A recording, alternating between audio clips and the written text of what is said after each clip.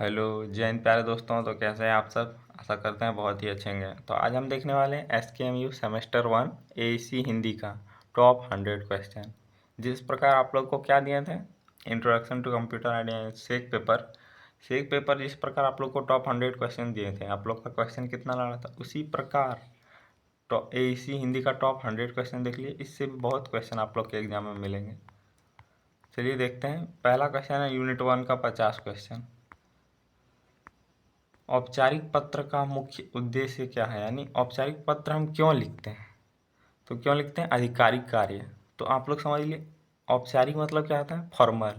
Formal letter क्यों लिखा जाता है? तो कार्यस्थल, आप लोग कोई आपका कुछ हो गया, यानी कुछ खो गया रेलवे स्टेशन में, तो वहाँ लिखेंगे तो कौन सा आधिकारिक पत्र होगा।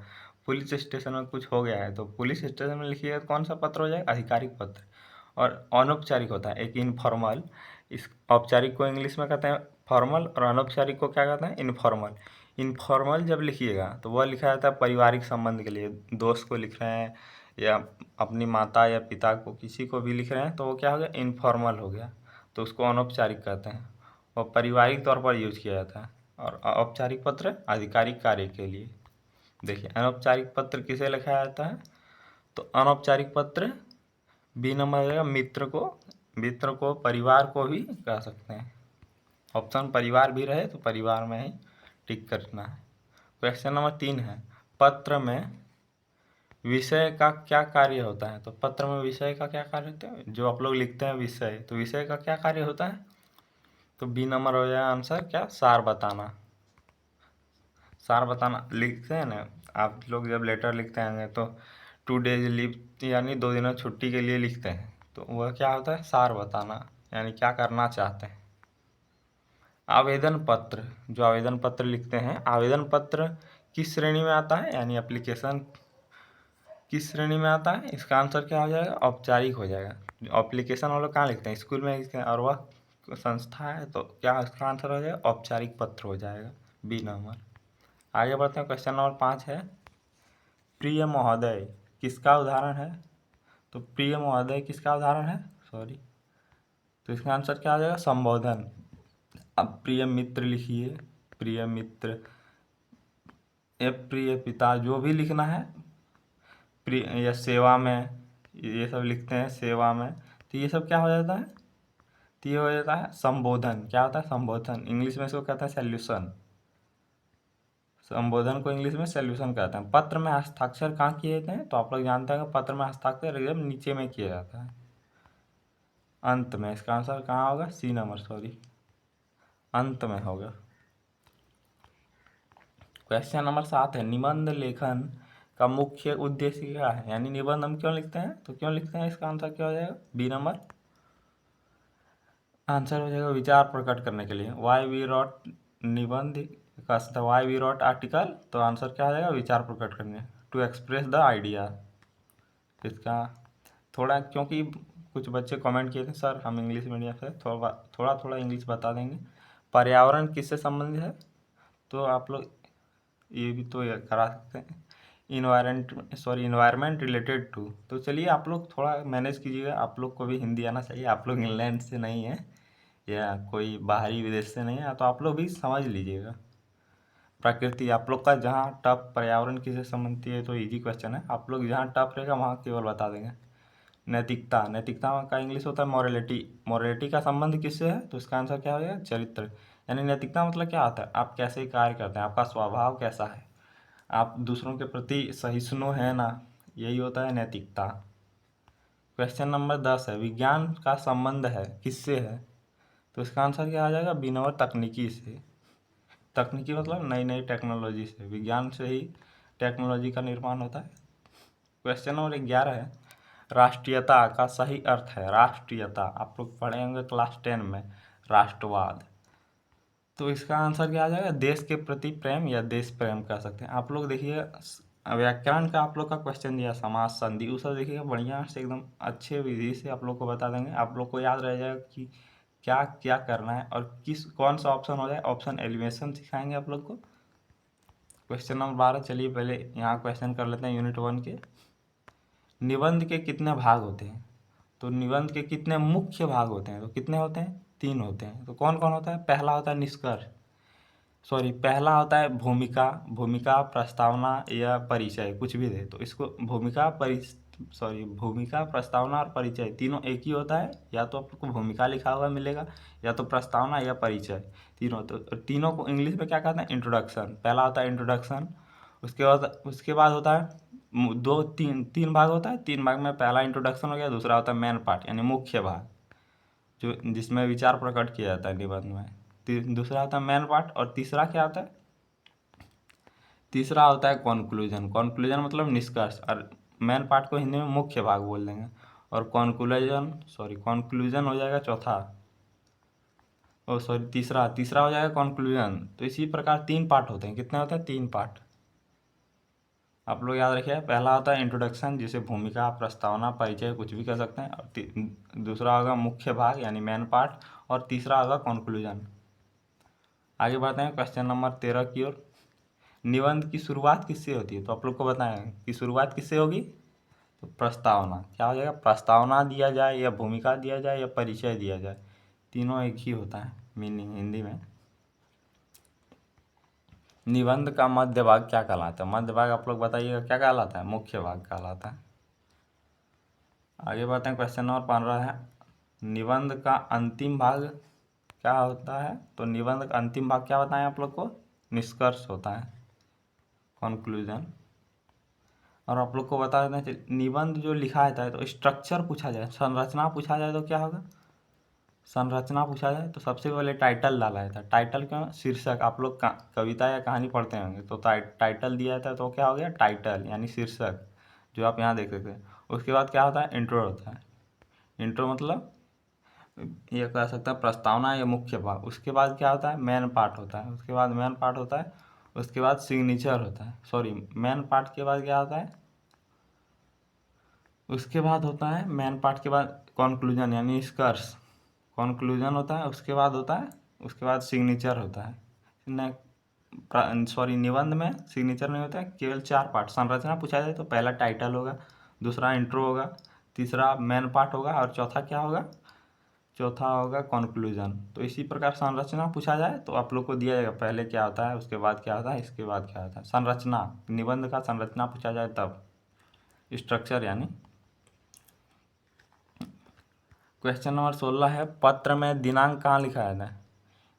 Where is a write in a letter, where is a write date in a letter. तो इंग्लिश और हिंदी बोलते हैं, चलिए से आप लोग मैनेज कीजिएगा फिर भी। तो सी नंबर क्या हो जाएगा? ऊपर में। तो डेट कहाँ लिखा जाता है? ऊपर में लिखा जाता है। आपका आज्ञाकारी किसका भाग है? तो यह समापन। आप लोग भी जब लेटर लिखते होंगे तो योर ओबिडेंटली कह सकते हैं, तो ये कहाँ होता है? लास्ट में होता है, एकदम समापन में, बी नंबर। 18 नंबर है, औपचारिक पत्र की भाषा कैसी होती है? औपचारिक मतलब जो हम लिखते हैं कार्यस्थल के लिए यानी कोई संस्थान के लिए, तो इसका आंसर क्या आ जाएगा? बी नंबर, शिष्ट होती है। आप लोग पढ़िएगा तो इसका भाषा एकदम शिष्ट होता है।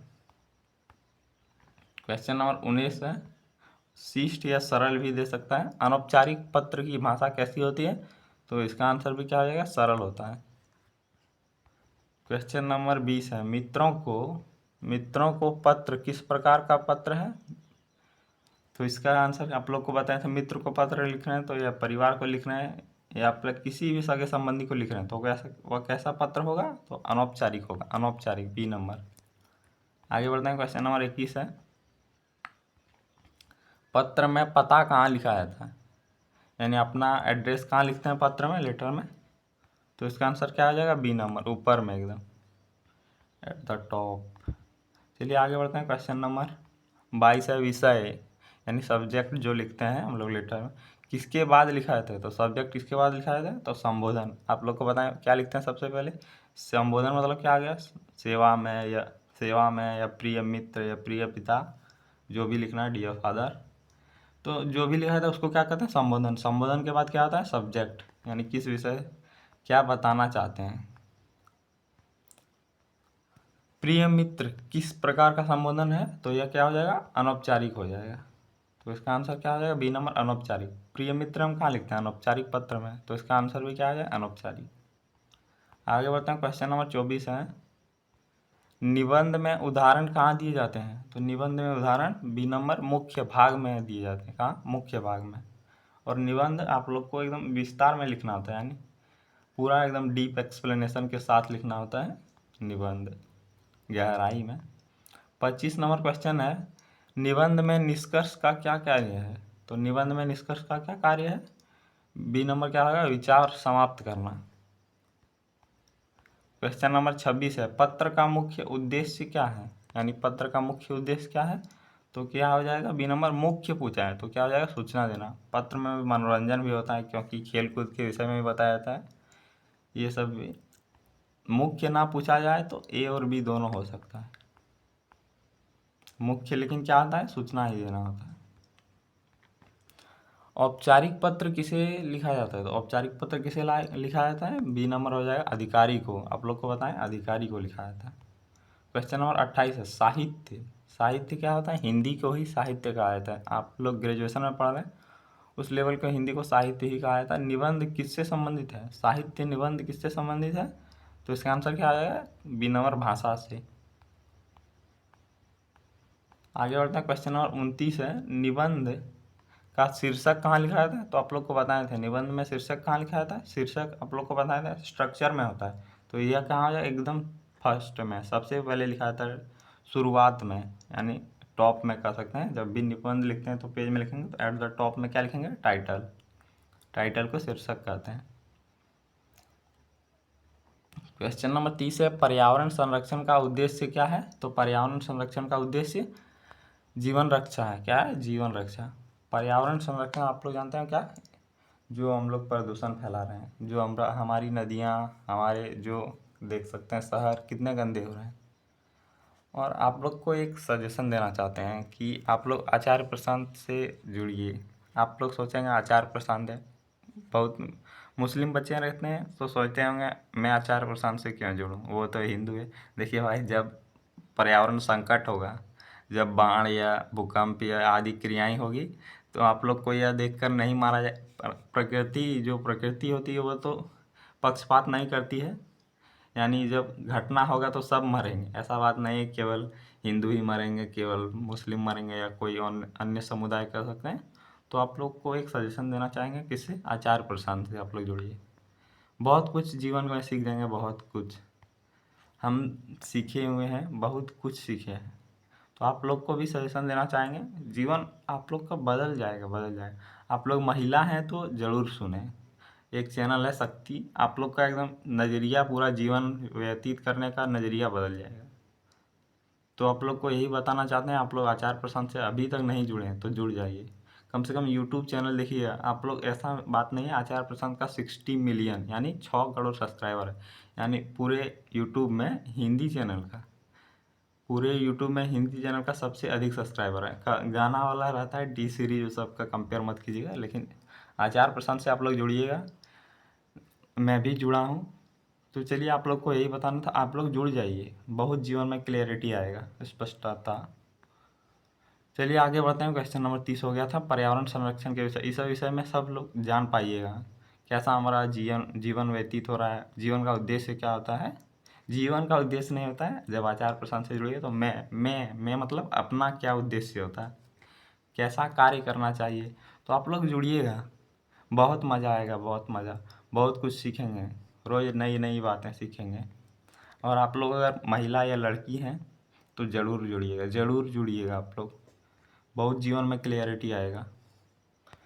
पत्र का प्रारंभ किससे होता है? यानी लेटर का शुरुआत में क्या लिखा जाता है? तो इसका आंसर क्या आ जाएगा? बी नंबर दिनांक लिखा जाता है। क्या लिखा जाता है? दिनांक। क्वेश्चन नंबर 32 है, मान्यवर। मान्यवर किस प्रकार का संबोधन है? तो इसका आंसर क्या आ जाएगा? बी नंबर ही होगा, औपचारिक हो जाएगा। क्या हो जाएगा? मान्यवर किस में लिखते हैं? औपचारिक, किसी अधिकारी के लिए लिखते हैं क्या? मान्यवर। क्वेश्चन नंबर 33 है, तुम्हारा मित्र किसका भाग है? तो यह क्या हो जाएगा? समापन का भाग है, लास्ट में लिखते हैं आपका मित्र है, तुम्हारा अगर छोटा है तो तुम्हारा मित्र।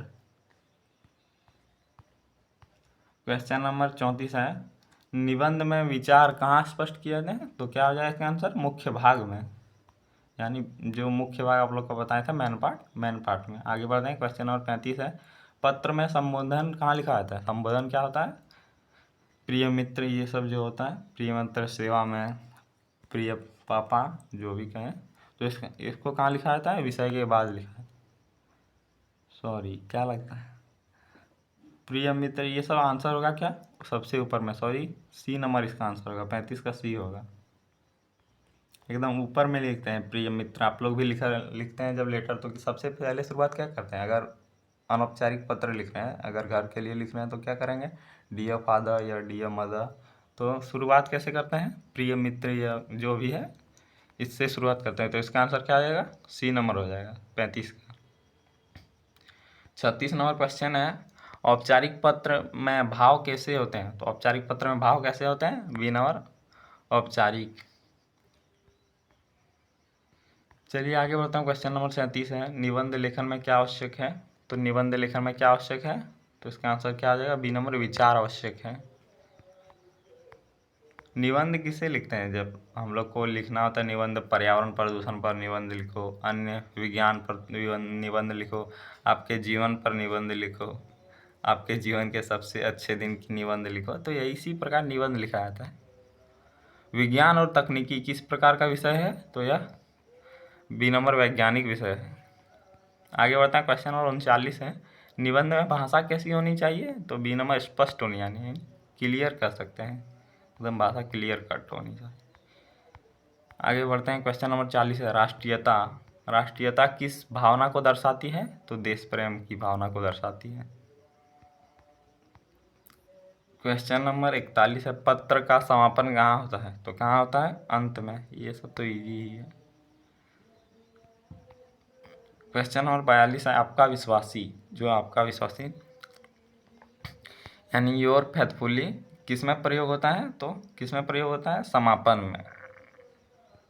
आगे बढ़ते हैं, क्वेश्चन नंबर 43 है, निबंध में मुख्य विचार कहाँ होता है। तो निबंध में मुख्य विचार सी नंबर निष्कर्ष में, सॉरी, सी नंबर मुख्य भाग में होता है। मुख्य विचार कहाँ होता है, ये क्वेश्चन शायद रिपीट हो गया। पत्र में विषय क्यों लिखा जाता है। तो क्यों लिखा जाता है, बी नंबर जानकारी देने के लिए। क्वेश्चन नंबर 45 है, अनौपचारिक पत्र में भाव कैसे होते हैं। तो कैसे होते हैं, अनौपचारिक में व्यक्तिगत होते हैं। कैसे होते हैं, पर्सनलाइज्ड।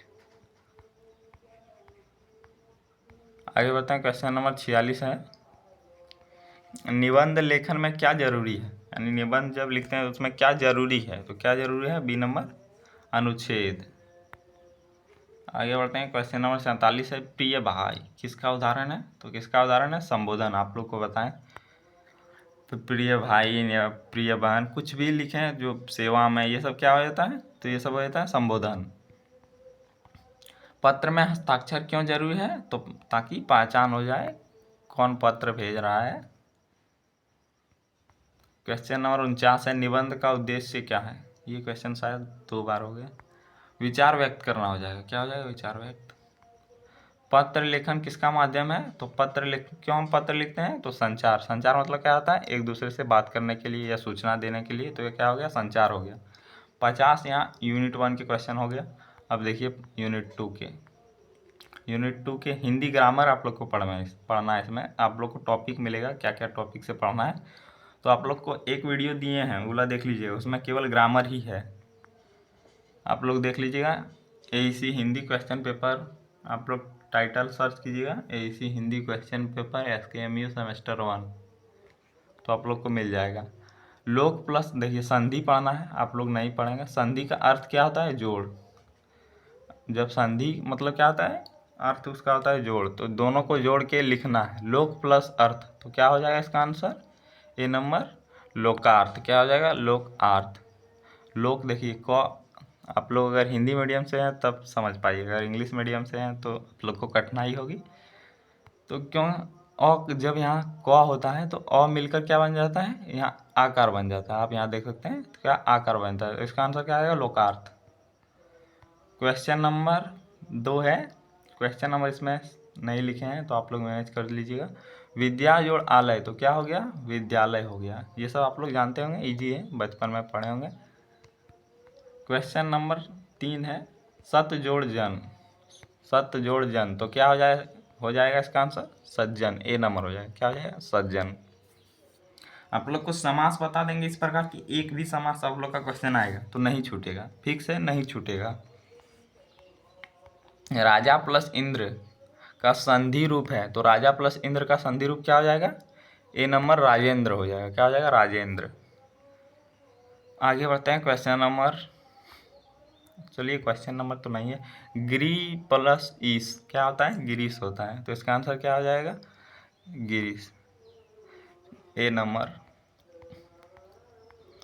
क्वेश्चन नंबर समास, देखिए समास से आप लोग का क्वेश्चन आएगा, फिक्स है 4 से 5 क्वेश्चन समास से आएंगे और आप लोग को बता देंगे समास कैसे पहचाने। तो इसमें कैसे पहचाना जाता है, तो देखिए पहले तो एक एक ऑप्शन लिए, यानी एक एक क्वेश्चन लिए, एक एक के उसी के माध्यम से एक एक समास आप लोग को बता देंगे। देखिए तत्पुरुष, इसका आंसर क्या हो जाएगा तत्पुरुष। तत्पुरुष क्यों होगा, जब बीच की विभक्ति, यानी बीच की विभक्ति मतलब कैसे कह सकते हैं, तत्पुरुष के बारे में बताते हैं, पहला टॉपिक है। तो तत्पुरुष में क्या करना होता है, तो देखिए तत्पुरुष में राजा का पुत्र, मतलब देखिए इसका जब लिखिएगा समास का रूप में अगर लिखना बोल दीजिएगा कि राजा का पुत्र का समास का रूप लिखिए तो कैसे लिखिएगा राजा का पुत्र। तो अगर जहाँ का, देखिए यहाँ का यहाँ गायब हो गया है, यहाँ का गायब हो गया है, देख सकते हैं आप लोग। तो यहाँ क्या हो गया, जब भी बीच की विभक्ति जो यहाँ का है इसको क्या कहते हैं विभक्ति, जबकि जब भी बीच का विभक्ति गायब हो जाए तो वो कौन सा समास होगा हमेशा। जैसे कि एक ऑप्शन है यार और बताते हैं, सॉरी आप लोग मैनेज कीजिए। तो रसोई का घर, जैसे कि कह सकते हैं रसोई का घर, तो इसको हिंदी में क्या कहते हैं रसोई घर, रसोई का घर। तो अगर इसको एक बार में बोला जाए तो इसको इसको क्या कह सकते हैं रसोई घर, रसोई घर। तो यानी बीच वाला का गायब हो गया तो इसका यह भी कौन सा हो जाएगा तत्पुरुष हो जाएगा। एक और ऑप्शन लीजिए, प्रेम में मग्न, क्या हो जाएगा प्रेम में मग्न। तो यहाँ बीच में मैं जो है वो गायब हो जाएगा, क्या हो जाएगा गायब हो जाएगा, प्रेम में मग्न, प्रेम में मग्न। तो यहाँ प्रेम में जब मग्न लिखिएगा तो यहाँ आंसर क्या हो जाएगा प्रेम में मग्न। तो इसको जब लिखिएगा तो प्रेम मग्न हो जाएगा, क्या हो जाएगा प्रेम मग्न। तो ये अभी देखिए यहाँ बीच में जो मैं का साइन था वो नहीं रहा, तो जिसमें भी बीच का विभक्ति गायब हो जाए तो वो हमेशा क्या हो जाएगा तत्पुरुष। जैसे एक ऑप्शन और देख सकते हैं राजा की कन्या मतलब राजकन्या। तो इसी प्रकार जिसमें भी बीच की विभक्ति गायब हो जाए तो वो क्या हो जाएगा तत्पुरुष हो जाएगा। विभक्ति मतलब क्या होता है जो का मैं ये सब होता है तो क्या हो जाएगा विभक्ति वो सब हो जाएगा। चलिए आगे बढ़ते हैं। क्वेश्चन नंबर माता पिता, देखिए यह भी होगा, आप लोग समझ लीजिएगा नोट करके, नहीं तो लिख लीजिएगा। आप लोग को बताएं जहाँ बीच की विभक्ति गायब हो जाए उसको क्या कहते हैं तत्पुरुष समास। अगर बीच की विभक्ति गायब हो गया तो राजा की कन्या तो राजकन्या हो जाता है, तो राजा का पुत्र मतलब राजपुत्र। तो यहाँ जब बीच की विभक्ति गायब हो जाए तो हमेशा कौन सा समास होगा तत्पुरुष होगा। अब समझते हैं माता पिता, देखिए माता पिता किस समास का उदाहरण है, तो इसका आंसर क्या हो जाएगा ए नंबर द्वंद्व। द्वंद्व को इसी प्रकार भी लिख के दे सकता है द्वंद्व। तो आप लोग को समझाना है द्वंद्व समास कैसे होता है, जब भी जोड़ा बने, जोड़ा मतलब जैसे कि कैसे माता पिता जोड़ी बन गया, कैसे हो गया माता पिता। जैसे कि आ जाए भाई बहन, भाई बहन, भाई बहन आ गया, मामा मामी हो गया, ये सब इसी प्रकार मामा मामी कह सकते हैं, मामा मामी कह सकते हैं, और क्या कह सकते हैं रात दिन कह सकते हैं। देखिए रात दिन ये सब क्या हो गया, और बीच में ये साइन लगेगा रात दिन। देखिए जोड़ा बन रहा है रात दिन, दोनों एकदम जोड़ा बन जाएगा। जैसे उष्ण और शीत, सॉरी शीत और उष्ण, शीत मतलब क्या होता है ठंडा और उष्ण मतलब क्या होता है गर्मी। तो दोनों का जहाँ जोड़ा बन जाए शीत प्लस उष्ण तो ये हमेशा कैसा होगा शीतोष्ण। इसको जब लिखेंगे तो शीतोष्ण हो गया। जब भी जोड़ा बने जैसे भाई बहन, रात दिन, शीतोष्ण, और कह सकते हैं माता पिता कह सकते हैं, भाई बहन कह सकते हैं, ये सब जहाँ एक ही जोड़ी बन जाए तो क्या हो जाएगा वो हो जाएगा हमेशा द्वंद्व समास होगा। क्या होगा द्वंद्व समास, आप लोग याद रखिएगा जहाँ जोड़ा बन जाए वहाँ क्या होगा हमेशा द्वंद्व समास होगा। चलिए आगे बढ़ते हैं, ये भी समझ गए। तत्पुरुष कहाँ होगा, तत्पुरुष जहाँ बीच की विभक्ति गायब हो जाए। और द्वंद्व कहाँ होगा, जब बीच की जो सॉरी जब द्वंद्व समास होगा जब जोड़ा बने, क्या बने, जोड़ा। जैसे कि कह सकते हैं आप लोग राधा कृष्ण। थोड़ा ये धार्मिक उदाहरण हो गया, लेकिन आप लोग मेंटेन करना है, क्योंकि देखिए, चलिए हम इस विषय में मौन रहते हैं। चलिए आगे बढ़ते हैं, क्वेश्चन देखते हैं। नील कमल किस समास का उदाहरण है? तो इसका आंसर क्या आ जाएगा? इसका आंसर हो जाएगा बहुब्रीहि। बहुब्रीहि बहुब्रीहि समास पहचानने का तरीका क्या है? जिसमें वीआईपी आप लोग कह सकते हैं, जो विशिष्ट है, यानी जो कहते हैं स्पेशल है। जैसे लंबोदर, आप लोग थोड़ा इस सब में पढ़िएगा, थोड़ा धार्मिक निकल सकता है। लंबोदर यानी लंबा है उदर जिसका, लंबा है उदर जिसका। नीलकंठ यानी नीला है कंठ जिसका। तो आप लोग को यहाँ क्या मिलेगा? नीलकंठ यानी नीला है कंठ जिसका। तो आप लोग को इसका लंबा मीनिंग निकलेगा। जैसे पीताम्बर यानी पिता है अंबर, सॉरी, इसी प्रकार होगा, पिता है अंबर जिसका। चंद्रशेखर, शेख चंद्र है शेखर, यानी शेखर मतलब होता है चमकना, और चंद्र मतलब चंद्रमा। तो इसका देखिए इसी प्रकार क्या आएगा, लंबोदर, नीलकंठ, लंबा है उदर जैसा, यानी उदर मतलब क्या होता है, पेट होता है। तो इसी प्रकार आप लोग को लंबा यानी सॉरी, आपको बढ़िया मीनिंग निकलेगा, बहुत बड़ा। जिसका मीनिंग बड़ा निकलेगा उसका आंसर क्या आ जाएगा, बहुब्रीहि समास। आगे बढ़ते हैं। चतुर्भुज जिसमें भी क्या आ जाए, संख्या आ जाए। क्या आ जाए? संख्या आ जाए। तो वो हमेशा क्या होगा? तो वो हमेशा होगा ए नंबर, बहुब्रीहि। जिसमें भी संख्या आ जाए, जैसे क्या कह सकते हैं, चतुर्भुज। तो इसका आंसर क्या आ जाएगा? चतुर्भुज कह सकते हैं, पंचवटी कह सकते हैं। जिसमें भी संख्या आ जाए, संख्या, बहुब्रीहि का 2 क्वेश्चन ले लिए। जिसमें भी संख्या आ जाए तो वो हमेशा क्या होगा, चतुर्भुज हो जाएगा, सॉरी बहुब्रीहि हो जाएगा। जैसे पंचवटी कह सकते हैं, पंचवटी के साथ कह सकते हैं त्रिकाल कह सकते हैं। जिसमें भी संख्या आ जाए, शुरुआती अंक, तो वो क्या हो जाएगा हमेशा? तो वो हमेशा होगा बहुब्रीहि समास। सॉरी, इसका लगता है आंसर ये नहीं होगा। सॉरी, इसीलिए हम थोड़ा मैनेज कर कम बोल रहे थे, क्योंकि हमको लगता है, देखिए, जब भी संख्या आ जाए, जब भी संख्या आए तो हमेशा क्या हो जाएगा, द्विगु होगा। क्या होगा? द्विगु। आप नाम से भी सुनेंगे तो द्विगु, द्विगु में किसका साउंड आ रहा है, दो। तो आप लोग याद रखिएगा, द्विगु दो हो गया। यानी द्विगु समास में हमेशा क्या होता है, संख्या आता है। द्विगु समास में हमेशा संख्या आता है। जैसे कि क्या कह सकते हैं, चौराहा। तो चौराहा में क्या आ रहा है, चार आ रहा है। चौराहा में चार आ रहा है। और देखिए पंचवटी, पंचवटी में पाँच आ रहा है। जिसमें भी क्या आ जाए, संख्या आ जाए, पंचवटी आ जाए, या आ जाए अठन्नी आ जाए, अठन्नी में आठ आ रहा है। त्रिलोक, त्रिलोक में त्रि आ रहा है। चतुर्वेद, तो यह क्या हो गया, इस प्रकार चतुर्भुज। जिसमें भी संख्या आ जाए वो हमेशा क्या होगा, द्विगु होगा। इसमें ऑप्शन में नहीं है, इसीलिए आप लोग को पॉज करके बताएं। तो इसका आंसर क्या हो जाएगा, द्विगु हो जाएगा, द्विगु। द्विगु समास होगा, जिसमें भी संख्या आ जाए। और जब समास भी पढ़िएगा द्विगु, द्विगु में कितना, कैसे सुनने में लगता है, दो, दो का साउंड आता है। तो इसका आंसर क्या आ जाएगा, द्विगु समास हो जाएगा। चलिए आगे बढ़ते हैं। यथाशक्ति, यथाशक्ति किस समास का उदाहरण है? तो यह हो जाएगा अवयवी भाव, अवयवी भाव। आप लोग देखिएगा, आप लोग को थोड़ा 2-3 शब्द बताते हैं। अगर किसी भी समास में क्या आ जाए, ये पहले शब्द आ जाए, जैसे कि यथा आ जाए, यथाशक्ति हो गया, यथाशक्ति हो गया। या बे आ जाए, यानी बे से कह सकते हैं बेकाम, बेनकाब। तो इस प्रकार भी आ जाए, बेकाम आ जाए, तो ये हमेशा क्या हो जाएगा, अवयवी भाव हो जाएगा। जैसे कि कह सकते हैं आ जाए। किसी भी शब्द में अगर पूछा जाए आजीवन, तो क्या हो जाएगा, वो अवयवी भाव हो जाएगा, आजीवन। तो आप लोग मैनेज कीजिएगा थोड़ा, अवयवी भाव हो जाएगा। और साथ में यहाँ क्या करना है आप लोग को, आजीवन। और क्या हो जाएगा, भर, अगर भर आ जाए, भर पहले आ जाए शब्द के शुरुआत में, तो क्या हो जाएगा, भरपेट, जैसे कह सकते हैं भरपेट।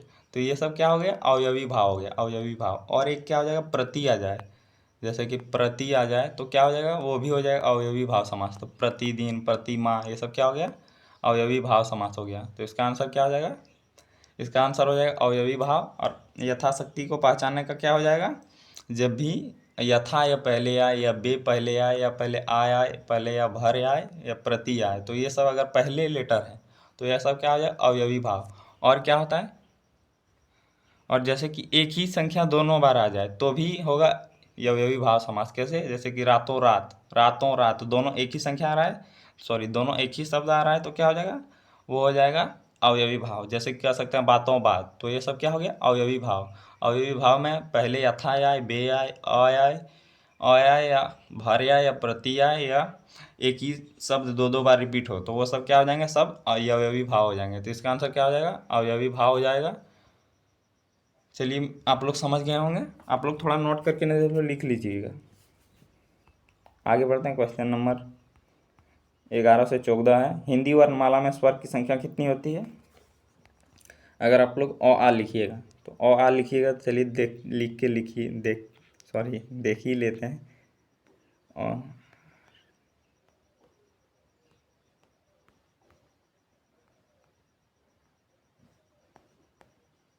पहले लिख लेते हैं।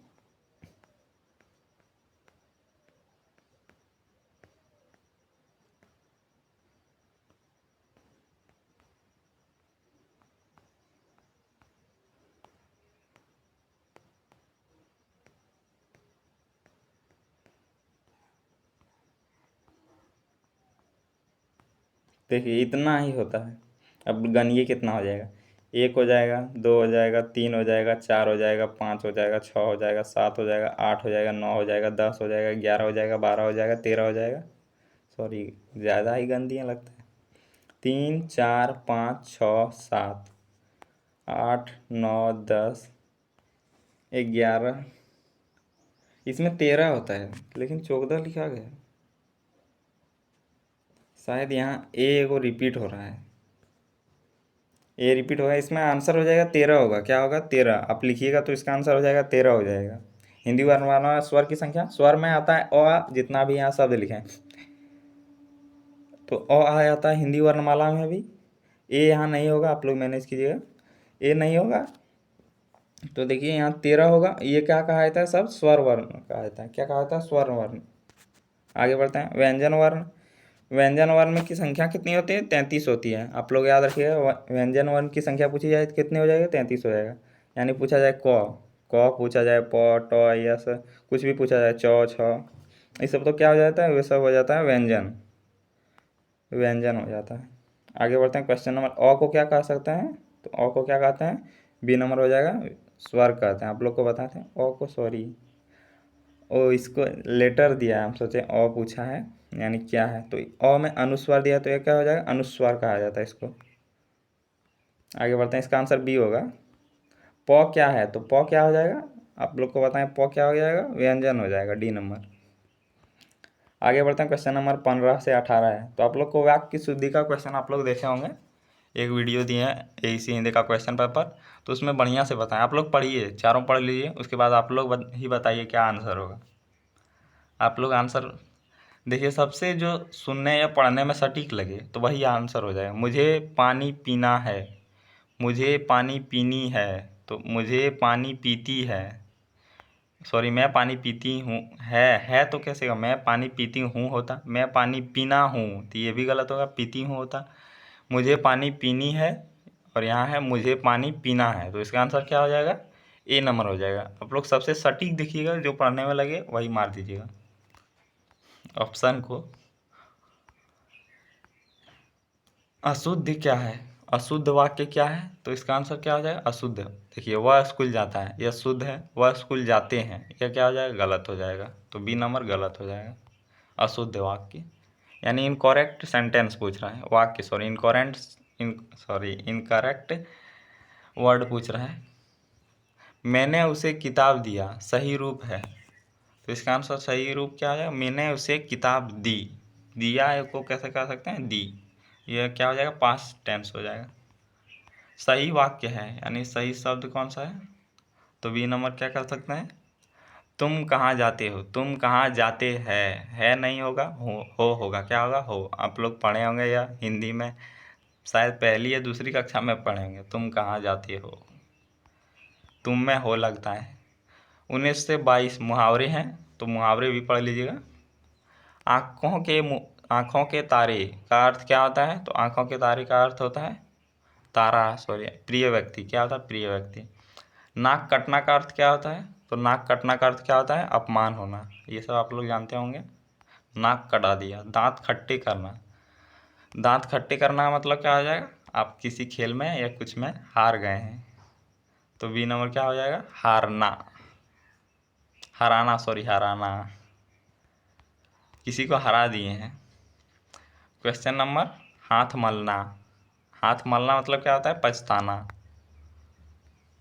आगे बढ़ते हैं। क्वेश्चन नंबर, यहाँ लोकंक्ति है। देखिए मुहावरा और लोकंक्ति एक ही जैसा होता है, लेकिन मुहावरा केवल वाक्यांश होता है और जो लोकंक्ति होता है ये जीवन पर आधारित होता है। जैसे मुहावरा कह सकते हैं 9 2 11 होना, मतलब भाग जाना। और जैसे कि लोकंक्ति में कहेगा नाच ना जाने आंगन टेढ़ा, मतलब यह जीवन पर आधारित है। तुमको नाचने नहीं आता है और तुम दोस्त बता रहा है आंगन का, मतलब जहाँ नाच रहे हैं, या कह सकते हैं भूमि का। तो इसका आंसर क्या हो जाएगा। तो लोकंक्ति में डिफरेंस क्या होता है, लोकंक्ति होता है जीवन पर आधारित, जीवन से यानी जीवन से रिलेट करके और लोकंक्ति बनाया जाता है। और जो मुहावरा होता है, मुहावरा ऐसे ही वाक्यांश केवल होता है। चलिए आगे बढ़ते हैं। जैसा बोओगे वैसा काटोगे, तो यह कैसा है, तो यह कैसा लोकंक्ति है। इसका सॉरी इसका अर्थ क्या होगा, इसका अर्थ क्या हो जाएगा, कर्मफल हो जाएगा। नाच ना जाने आंगन टेढ़ा, तो यह क्या हो गया, यह लोकंक्ति हो जाएगा, जिसका अर्थ क्या हो जाएगा, ए नंबर बहाना बनाना, यानी नाचने ना आता है आप आंगन को दोष दे रहे हैं। आगे बढ़ते हैं। क्वेश्चन नंबर, अगला क्वेश्चन है, घर का भेदी लंका ढाए, यह किसके लिए कहा गया था, ये विभीषण के लिए। आप लोग जानते हैं कि रावण उसी का भाई, यानी घर का भेदी लंका ढाए, तो इसका आंसर क्या आ जाएगा, विश्वासघात। ये सब का अर्थ पूछ रहा है। ऊँट के मुंह में जीरा, यानी ऊँट के, देखिए ऊँट कितना खाता है और उसके मुंह में जीरा दे दीजिए आप लोग, जो घर में जीरा लाते हैं वो क्या हो जाएगा, बहुत कम। आगे बढ़ते हैं। क्वेश्चन नंबर क्या है, 27 होगा शायद। राम ने फल खाया, तो विभक्ति और कारक दोनों एक ही पूछा जाएगा। तो राम ने फल खाया में ने क्या है, यानी ने कौन सा कारक है, तो ने कौन सा कारक हो जाएगा, बी नंबर कर्ता कारक। तो आप लोग पढ़े होंगे, कर्ता ने कर्म को करण से, संपदान से, अपदान को का के, इसी प्रकार होता है, आप लोग जानते होंगे। या तो आप लोग क्या कीजिएगा, गूगल का सर्च कीजिएगा कारक चिन्ह। हमको एक दो याद अभी नहीं है, इसलिए पूरा नहीं बोल पाए। सीता को फल दिया, सीता को फल दिया, तो को कौन सा कारक है, तो आप लोग ये सब याद कर लीजिएगा। को कौन सा कारक चिन्ह हो जाएगा, ए नंबर संपादान को। क्वेश्चन नंबर, पेड़ से फल गिरा, तो से कौन सा कारक हो जाएगा, तो से कौन सा कारक हो जाएगा, बी नंबर अपदान। आगे बढ़ते हैं। घर में बैठा है, मैं, घर में बैठा है, तो मैं कौन सा कारक हो जाएगा, ए नंबर हो जाएगा अधिकरण। तो अगला क्वेश्चन है उपसर्ग और प्रत्यय का, सॉरी केवल उपसर्ग का है। उपसर्ग मतलब क्या होता है, आप लोग जानते हैं, प्रीफिक्स, यानी जो पहले लगा हो। जैसे कि कोई शब्द है, जैसे कि कह सकते हैं असत्य ही है, तो असत्य में पहला जो शब्द है तो ये क्या हो गया, उपसर्ग हो गया। क्या हो गया, उपसर्ग। और जो बाद में लगे, जैसे कि कह सकते हैं, इसका आंसर क्या आ जाएगा, सत्य, असत्य। असत्य का उपसर्ग क्या है, जो पहले लगे उसे उपसर्ग कहते हैं, और जो बाद में लगे उसको क्या कहते हैं, प्रत्यय कहते हैं। और इंग्लिश में कहते हैं इसको प्रीफिक्स, और इसको कहते हैं सफिक्स। चलिए आगे बढ़ते हैं। असत्य का उपसर्ग क्या हो जाएगा, तो इसका आंसर क्या हो जाएगा, ए नंबर, सॉरी होगा, ए नंबर आंसर होगा। आगे बढ़ते हैं। क्वेश्चन नंबर 2 है उपसर्ग का। प्रगति में उपसर्ग है, तो प्रगति में क्या उपसर्ग है, ए नंबर हो जाएगा प्र। आगे बढ़ते हैं। क्वेश्चन नंबर 3 कह सकते हैं। निराश में उपसर्ग है, तो निराश में क्या उपसर्ग है, तो इसका आंसर क्या हो जाएगा, ए नंबर नीर। और अगर इसमें प्रत्यय पूछा जाए तो क्या हो जाएगा, आस हो जाएगा। क्या हो जाएगा, आस। आगे बढ़ते हैं। क्वेश्चन नंबर दुर्गुण, दुर्गुण का उपसर्ग है, तो उपसर्ग क्या हो जाएगा, दु हो जाएगा, ए नंबर दमे हर्षु।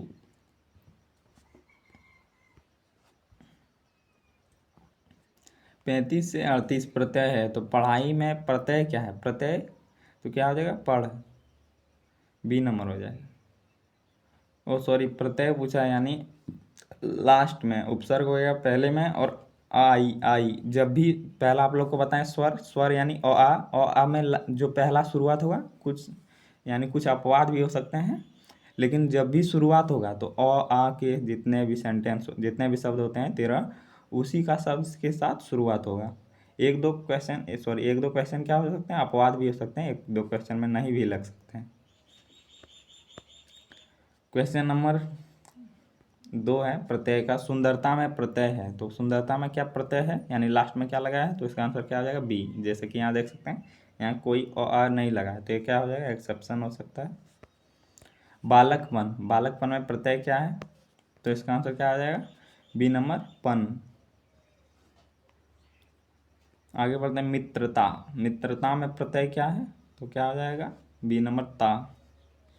इसी प्रकार आप लोग को सॉरी क्या बताएं इसके बारे में, उपसर्ग और प्रत्यय के बारे में क्वेश्चन पेपर में बढ़िया से बताए थे, तो आप लोग देख लीजिएगा वो भी क्वेश्चन, 50 क्वेश्चन वहाँ भी कराए थे। पल्लवन का अर्थ है, पल्लवन का अर्थ क्या हो जाएगा, विस्तार करना। पल्लवन संक्षेपण, उसमें 6-7 क्वेश्चन करके बताएं, 6 क्वेश्चन पल्लवन का, 6 क्वेश्चन संक्षेपण का। संक्षेपण का अर्थ क्या है, छोटा करना। तो पल्लवन में क्या होता है, पल्लवन में विचार विस्तृत होते हैं, यानी विचार को बढ़ाया जाता है उदाहरण के साथ, और वही जो कह सकते हैं मूल भाव संरक्षित रखा जाता है। आँख दिखाना का अर्थ है, अगर आप लोग किसी को आँख दिखा रहे हैं तो उसका मतलब क्या आता है, मम्मी देखते हैं हम लोग, मम्मी को कैसे, मम्मी जब भी कोई आता है, जब किसी का पैर तैर नहीं छूता है तो आँख दिखाता है। छोटा में करता था तो क्या करता था, आँख दिखाना, तो क्या हो गया, डराना।